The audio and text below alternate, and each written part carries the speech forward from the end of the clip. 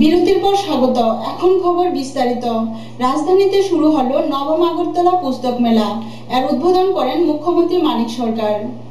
নবীন প্রজন্ম বই পড়ে না, কষ্টকল্পিত এই বিতর্ক করে সময় নষ্ট না করার পরামর্শ দিলেন মুখ্যমন্ত্রী মানিক সরকার। নবীন প্রজন্মের উপযোগী করে লেখকদের বই লেখা এবং প্রকাশকদের বই প্রকাশ করতে বলেন তিনি। ত্রিপুরা পাবলিশার্স গিল্ড আয়োজিত নবম আগরতলা পুস্তক মেলার উদ্বোধন হয় গতকাল। উদ্বোধন করেন মুখ্যমন্ত্রী। তথ্য ও সংস্কৃতি মন্ত্রী ভানুলাল সাহা, এডিসির মুখ্য কার্যনির্বাহী রঞ্জিত দেববর্মা, আগরতলা পৌর পরিষদের চেয়ারম্যান ডক্টর প্রফুল্লজিৎ সিনহা, প্রাবন্ধিক বিকাশ চৌধুরী মঞ্চে উপস্থিত ছিলেন। পুস্তক মেলা চলবে 12 ডিসেম্বর পর্যন্ত। স্থানীয় প্রকাশকদের 34টি স্টল বাদে কলকাতা, মণিপুর, দিল্লি থেকে বইয়ের স্টল এসেছে। কথা ছিল বাংলাদেশের 10টি প্রকাশনা আসবে, কিন্তু ওই দেশের উত্তপ্ত পরিস্থিতির জন্য শেষ পর্যন্ত আসতে পারেনি। ব্যুরো রিপোর্ট, খবর ত্রিপুরা। ত্রিপুরা উপজাতি কর্মচারী কমিটি কৈলাসহর বিভাগীয় কমিটির 10ম দ্বিবার্ষিক কনভেনশন অনুষ্ঠিত হয় আরকেআই স্কুলে। প্রধান অতিথি ছিলেন এডিসির মুখ্য কার্যনির্বাহী সদস্য রঞ্জিত দেববর্মা সহ অন্যান্যরা।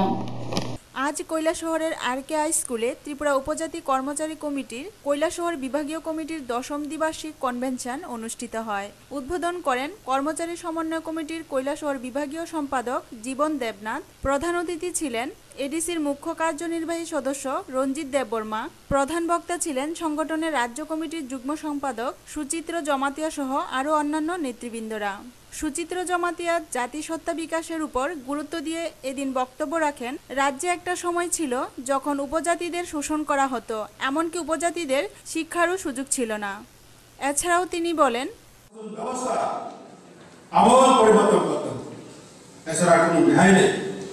তাই চাই সমাজতান্ত্রিক সমাজ ব্যবস্থা এই লক্ষ্যে আপনারা শিক্ষক কর্মচারী গণতান্ত্রিক আন্দোলনের মাধ্যমে আপনারা এগিয়ে যাচ্ছেন।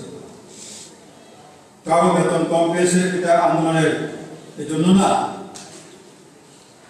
কারো বদলি করে দিয়েছে এটার জন্য আন্দোলন না।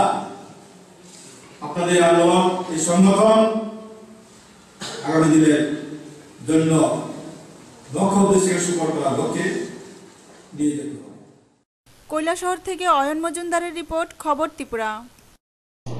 ত্রিপুরা কেমিস্ট অ্যান্ড ড্রাগিস্ট অ্যাসোসিয়েশনের বিশালগড় বিভাগীয় কমিটির প্রথম দ্বিবার্ষিক সম্মেলন অনুষ্ঠিত হয় বিশালগড় শুভদ্বীপ গেস্ট হাউসে।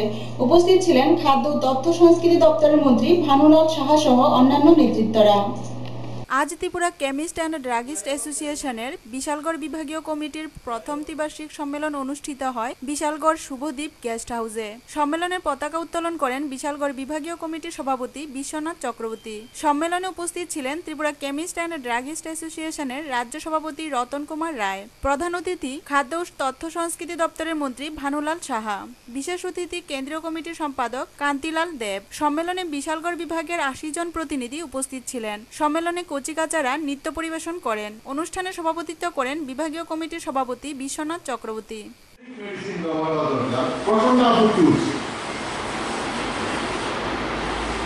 ব্র্যান্ডের মধ্য দিয়ে কিছু পপুলারিটি আছে, অমুক ব্র্যান্ড নাম আছে, কিন্তু যে ব্র্যান্ডই হোক তার কম্পোনেন্টটা একই।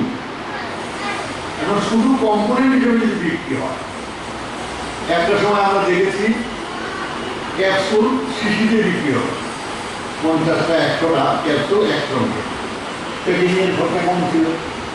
এখন সবটা অ্যালুমিনিয়াম ফয়েল করে এরা বলছে কি প্রতিটি ক্যাপসুল সুরক্ষিত। আগে যখন বিক্রি হতো তখন কি সুরক্ষিত ছিল না? বিশালগড় থেকে শম্পা ভৌমিকের রিপোর্ট, খবর ত্রিপুরা। ডিওয়াইএফআই রবীন্দ্রনগর 7ম অঞ্চল সম্মেলন অনুষ্ঠিত হয় দক্ষিণ বেজিমারা এসবি স্কুলে। এতে 100 জন প্রতিনিধি অংশ নেয়। ভারতের গণতান্ত্রিক যুব ফেডারেশন রবীন্দ্রনগর 7ম অঞ্চল সম্মেলন অনুষ্ঠিত হয় দক্ষিণ বেজিমারা এসবি স্কুলে। এতে উপস্থিত ছিলেন ডিওয়াইএফআই সোনামরা বিভাগীয় সম্পাদক অধীর ভৌমিক, বিভাগীয় সদস্য নিত্যানন্দ বর্মন, বিল্ল আচার্য, অঞ্চল সম্পাদক শহীদুল ইসলাম, সভাপতি বিনয় সরকার সহ গণ আন্দোলনের বিশিষ্ট নেতৃত্বরা। সম্মেলনের শুরুতে হয় শহীদ বেদিতে মাল্যদান ও পুষ্পার্ঘ অর্পণ অনুষ্ঠান। নেতৃত্বরা একে একে শহীদ বেদিতে মাল্যদান ও পুষ্পার্ঘ অর্পণ করেন। হয় শহীদদের স্মৃতিতে 1 মিনিট নীরবতা পালন। এরপর শুরু হয় সম্মেলনের ভেতরকার অনুষ্ঠান। অনুষ্ঠানে সম্পাদকীয় প্রতিবেদন পেশ করেন সংগঠনের রবীন্দ্রনগর অঞ্চল সম্পাদক শহীদুল ইসলাম। সম্পাদকীয় প্রতিবেদনের উপর আলোচনা করেন অঞ্চলের 8টি ইউনিট থেকে আগত প্রতিনিধিরা। সম্মেলনে অঞ্চলের 8টি ইউনিট থেকে 100 জন প্রতিনিধি অংশ নেয়। সম্মেলনে দুটি প্রস্তাবও গৃহীত হয়। সম্মেলনের বার্তা প্রসঙ্গে সংগঠনের বিভাগীয় সম্পাদক অধীর ভৌমিক বলেন, মাসের 7 নগরে আমাদের সংগঠনের বিভাগীয় সম্মেলন 14 ফেব্রুয়ারি 9-11 আমাদের রাজ্য সম্মেলন। তো সারা রাজ্যে আমাদের এই ধরনের কর্মসূচি এখন চলছে, সাংগঠনিক কর্মসূচি। এটা মূলত আমাদের আমরা পালন করে আমাদের দেশের যে বড় তাদের মগজ ধোলাই করার জন্য নতুন কৌশলে সাম্রাজ্যবাদ আজকে অবতীর্ণ। যুবদের সামনে আমরা একটা বিষয় তুলে ধরতে চাই যে আমাদের এই ব্যবস্থার মধ্যে কখনোই যুবদের আকাঙ্ক্ষাগুলো পূরণ করতে পারে না। আমরা চাই যে পচা গলা সমাজ ব্যবস্থা এটা বদলে দিয়ে এমন একটা ব্যবস্থা গড়ে তুলতে ব্যবস্থার মধ্যে এখানে সবার চাওয়া পাওয়া আকাঙ্ক্ষাগুলো পূরণ করতে পারে, যুবদের স্বপ্নগুলো পূরণ বাস্তব সমাজতন্ত্রের লড়াই আমরা চলছি। করা যায় ততদিন আমাদের সংগ্রাম। অঞ্চল সভাপতি বিনয় সরকার বলেন, আমাদের যে মূল আদর্শ এবং বার্তা দিতে চাই যে কেন্দ্রীয় সরকারের যুবকদের কর্মসংস্থানের নীতিকে যে সংকুচিত করার আমাদের রাজ্যের বামপন্থী যেভাবে যুবকদের কর্মসংস্থানের প্রতি নজর দিয়েছেন, তার জন্য সারা দেশের মধ্যে একটা বিকল্প তৈরি করেছেন এই রাজ্যের বামপন্থী। সম্মেলনে 33 জনের নতুন কমিটি এবং 8 জনের কার্যকরী কমিটি গঠিত হয়, যার সভাপতি ও সম্পাদক নির্বাচিত হন বিনয় সরকার এবং শহীদুল ইসলাম। টুটন চৌধুরীর রিপোর্ট, খবর ত্রিপুরা। ত্রিপুরা উপজাতি এলাকা স্বশাসিত জেলা পরিষদ মোহনবুক সাব জোনালের উদ্যোগে অনুষ্ঠিত হয় এক মাতৃ সচেতনতামূলক অনুষ্ঠান। ত্রিপুরা উপজাতি এলাকা স্বশাসিত জেলা পরিষদ মোহনবুক সাব জোনালের উদ্যোগে অনুষ্ঠিত হয় মাতৃ সচেতনতা অনুষ্ঠান। অনুষ্ঠানটি অনুষ্ঠিত হয় কাঠালিয়া ব্লক এলাকার কাইচাখলা এডিসি ভিলেজের দমদমা নিম্ন বুনিয়াদী বিদ্যালয় মাঠে। অনুষ্ঠানের উদ্বোধন করেন এডিসির কার্যনির্বাহী সদস্যা সন্ধ্যারানী চাকমা। এছাড়াও বক্তব্য রাখেন ত্রিপুরা রাজ্য মহিলা কমিশনের সচিব অপর্ণা দে।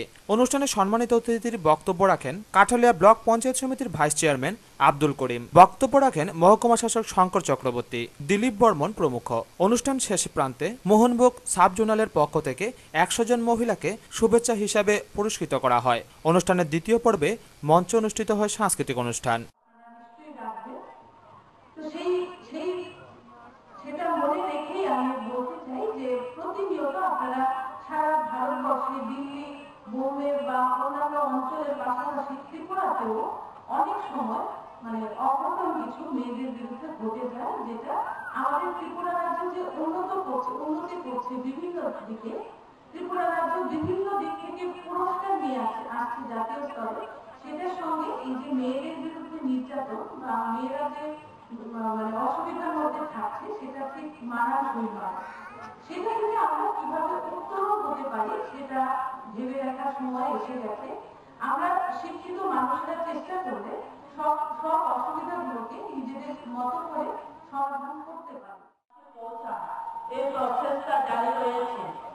পাশাপাশি আমরা এদেশে যেহেতু একটা প্রশাসন আছে, কিছু কাজ করার ক্ষমতা আমাদের আছে। আমরা প্রতিটি 7 জন এলাকায় আমরাও করে থাকি, একটু বড় আকারে হয়। বিএসএমপি যেটা আমাদের ব্লক ওয়াইজ, সে অঙ্গনাদি কর্মীদের, স্বাস্থ্য কর্মীদের নিয়ে প্রতি মাসে ওনারা একটা চেক আউট করেন এসডিএম এর নেতৃত্বে। সেগুলি হয় যাতে কোনো মা, কোনো শিশু অপুষ্টির শিকার না হয়। এই আলোচনাগুলি প্রতিনিয়ত চলছে। আমরা তার শুরু যাতে গ্রহণ করতে পারি। সেটা হচ্ছে এই যে মাতৃ সচেতনতার বিষয়, অনেকগুলো কথা বলেছে, এই কথাগুলি ভাবতে আসবে।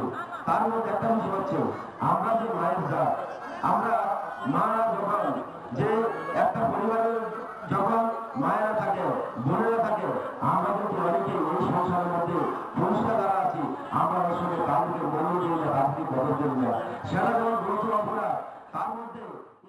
ব্যুরো রিপোর্ট, খবর ত্রিপুরা। এক ভয়াবহ অগ্নিকাণ্ডের ঘটনা ঘটল রাজধানীর পোস্ট অফিস চৌমুহনীতে। দমকলের 5টি ইঞ্জিন এসে আগুন আয়ত্তে আনে।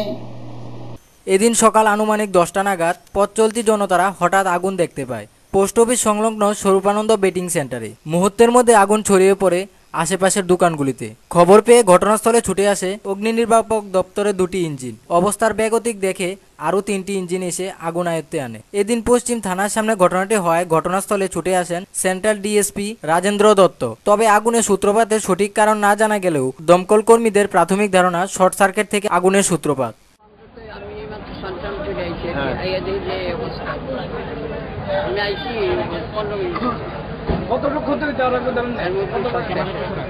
আপনার ক্ষতি কত হয়েছে? কত টাকা মাল আসছিল? কত টাকা? কেমনে আমল একটু জানান। আমরা তো বাড়িতে থাকি, রবীন্দ্রনগর থাকি, এখানে সবসময় তালা দেওয়া যায়। তখন যে সকালে তারপরে দোকান খুলি। আমি আইছি মাত্র চাবি দোকান খুলি, এর মধ্যে আমি কি মনে হয় কি থেকে লাগতে পারে? আপনার নামটা কি? আমার নাম ভূদেব দাস। আপনার লেবার দোকান হবে না? হ্যাঁ। কি থেকে লাগতে পারে আপনার মনে হয়?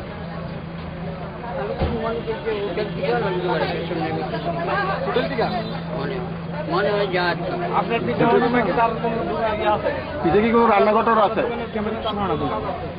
আমার দোকানের পেছন তারা কি কোনো রুম আছে? রান্নাঘর আছে? হোটেলের রুম নাই, হোটেলে আমার পেছনটা আমারই রুম, আর এই পার্টিশনের পর হইল হোটেলের। ব্যুরো রিপোর্ট, খবর ত্রিপুরা। পণ বিরোধী সপ্তাহের কর্মসূচির অঙ্গ হিসেবে কাঠালিয়ায় অনুষ্ঠিত হয় একদিনের আলোচনা সভা। সভায় ব্লক এলাকার 3 শতাধিক অঙ্গনারী সেন্টারের কর্মীরা উপস্থিত ছিলেন। শুধুমাত্র মিছিলে হাঁটলেই চলবে না, শুধু সভা সমাবেশের মধ্যে সীমাবদ্ধ থাকলে হবে না। পণের মতো মহামারী সামাজিক ব্যাধিগুলোর বিরুদ্ধে চাই সম্মিলিত সামাজিক প্রতিরোধ। বাড়ি বাড়ি গিয়ে সৃষ্টি করতে হবে গণসচেতনতা। গতকাল পণ বিরোধী সপ্তাহের কর্মসূচির অঙ্গ হিসেবে কাঠালিয়া অনুষ্ঠিত হয় একদিনের আলোচনা সভা। এই কর্মসূচির উদ্যোক্তা ছিল কাঠালিয়া সমাজ শিক্ষা দপ্তরের ICDS প্রজেক্ট। সভানেত্রী ছিলেন পঞ্চায়েত সমিতির চেয়ারপারসন গীতা দাস বৈদ্য। সভায় ব্লক এলাকার 3 শতাধিক অঙ্গনওয়াড়ি সেন্টারের কর্মীরা ছিলেন উপস্থিত। অনুষ্ঠানের প্রধান বক্তা ছিলেন কাঠালিয়া পঞ্চায়েত সমিতির ভাইস চেয়ারম্যান আব্দুল করিম। আলোচনায় অংশগ্রহণ করেন সোনামুড়া মহকুমা শাসক শঙ্কর চক্রবর্তী, যাত্রাপুর থানার ভারপ্রাপ্ত পুলিশ অফিসার দুলাল দত্ত। স্বাগত ভাষণ রাখেন CDPO কাঠালিয়া পঙ্কজ দত্ত। সমাজে বিভিন্ন রকমের কুসংস্কার আছে, এই কুসংস্কারে মেয়েরা নির্যাতিত হচ্ছে।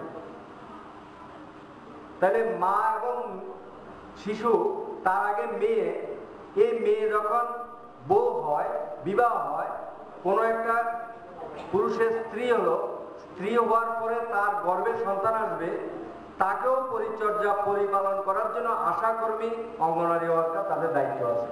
প্রতিটি সেন্টারে গর্ভবতী মা, কতজন গর্ভবতী মা আছে আপনারা হিসাব রাখেন। তার স্বাস্থ্যের জন্য, তার যে খাওয়া পুষ্টির জন্য BPL হলে তার জন্য দায় দায়িত্ব আছে, তারপর তার টিকাকরণের দায় দায়িত্ব আছে।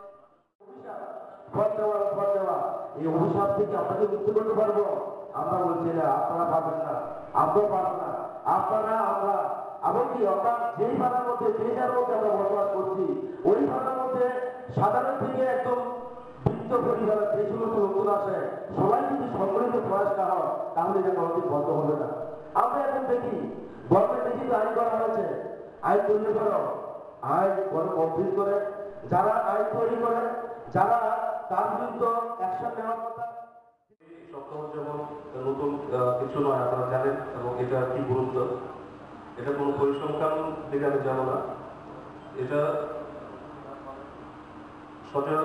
জনসচেতনতা করার জন্য মূল যে আমাদের উদ্দেশ্য, আমাদের মধ্যে থেকে